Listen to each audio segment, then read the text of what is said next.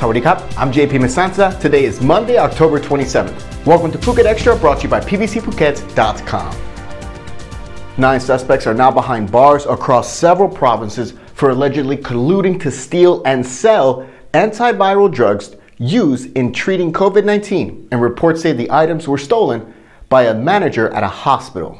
The Consumer Protection Police raided several locations in coordinated raids in Bangkok, Saraburi, Pathum Thani, and Nonthaburi yesterday, where they seized 390 boxes containing 100 favipiravir pills made by the government's pharmaceutical organization, all of which were being sold online. Police say that they were stolen from a hospital in Bangkok's Phang Nga area by a manager of the hospital, who allegedly sold each box for 1,600 baht to online vendors, who then went on to sell each box online for 4,000 to 8,000 baht each.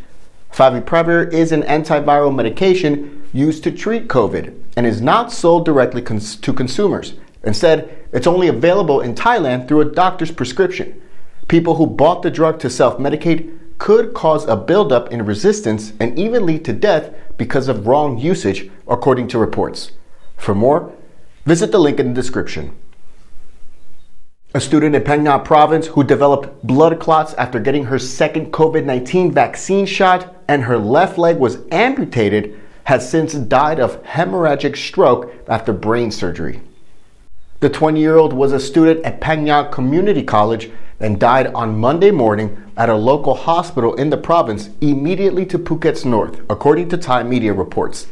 She had received a dose of Sinovac first, then AstraZeneca as the second vaccine dose, and reports say she suffered a blockage of a limb artery and after receiving the AstraZeneca vaccine on August 13th, having complained of fever and chest pains for about 3 days after. She was rushed to the hospital in Phang Nga with severe pain in her left leg, where x-rays revealed blood clots were forming there that required urgent surgery. She was first transferred to Krabi Hospital in the neighboring province of Krabi, then later to Songkhla Nagarind Hospital in Hat Yai in Songkhla province, where doctors decided to amputate her leg. This is where she remained when her grandmother, her next of kin, was phoned by doctors last Friday asking for permission to perform emergency surgery after they found that the woman, Ketsiri Konkeo, had developed bleeding in her brain. The permission was granted, but she remained unconscious and reliant on a ventilator throughout the weekend before suffering a fatal stroke on Monday morning. The National Health Security Office has given Ketsiri's family financial assistance of 400,000 baht. Her 85-year-old grandmother is now taking the body for Islamic funeral rites in Krabi province. For more, visit thephuket.com.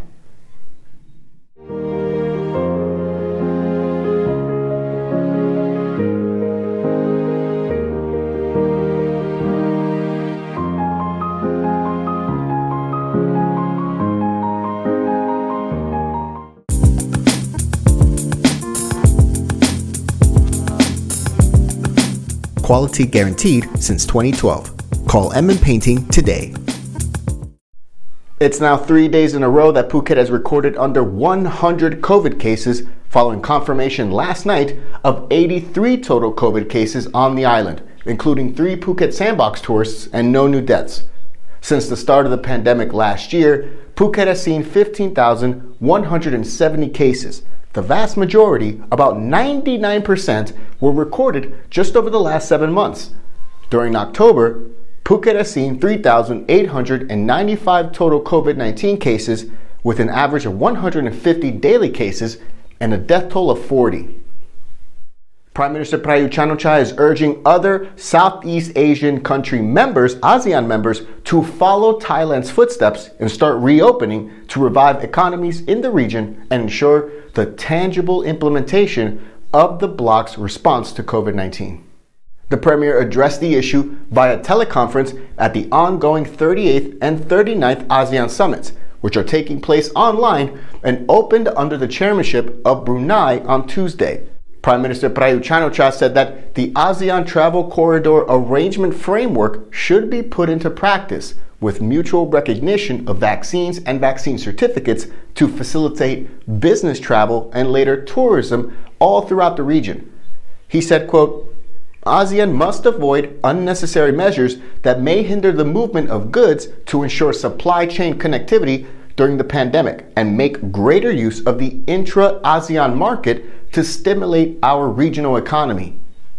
Meanwhile, Myanmar topped the agenda at Tuesday's talks between regional leaders, with the country still in chaos following February's military takeover and its deadly crackdown on dissent.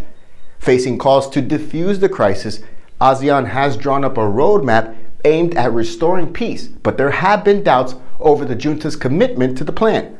Myanmar refused to send a representative after being angered by the bloc's decision to exclude the country's junta chief, General Min Aung Hlaing. For more, visit thephuket.news.com. Thank you so much for joining us here on this Wednesday at Phuket Extra, brought to you by pbcphuket.com. Join us again tomorrow on Thursday. Until then, stay classy, Phuket. Phuket's rapid modernization has made it one of the world's premier holiday destinations. Investors can still buy quality condominiums for as low as $75,000 and luxury properties can go all the way up to 20 million. Condominiums in Phuket are a safe, secure bricks-and-mortar investment offering foreigners freehold ownership. Call or email Thai Residential, Phuket's #1 trusted real estate advisor, to find your perfect Phuket property.